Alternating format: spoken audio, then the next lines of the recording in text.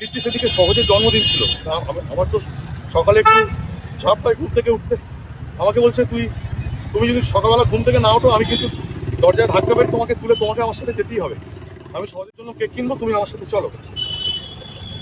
সেটাই ওর সাথে আমার শেষ ইয়ে। তারপরে আমাকে বাড়িতে ড্রপ করে ও চলে গেল সহজের কাছে। তারপরে মাঝে একবার কথা হলো।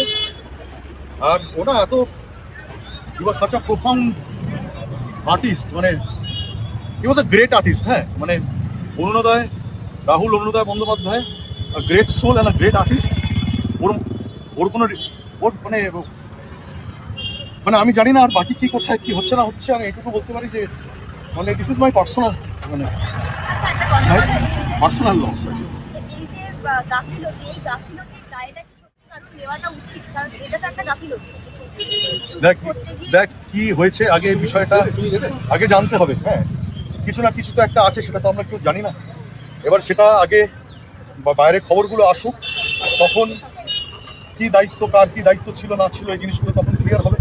মানে এটা না জেনে শুনে দুম করে একটা মন্তব্য করবো, সেটা নিয়ে আবার কি হবে। এখন তো কি হয় জানিস তো, মানে কিছু বললেও তখন বলবে যে এটা বলছে ওটা বলছে।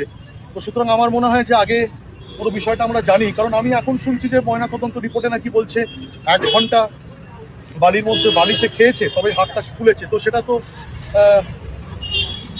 আমি তো বুঝতে পারছি না, মানে কি হয়েছে আমি সত্যি বুঝতে পারছি না। আমি নিজেও খুব কনফিউজ হয়ে যাচ্ছি। আমিও তথ্য সংগ্রহ করার চেষ্টা করছি বিভিন্ন জায়গা থেকে।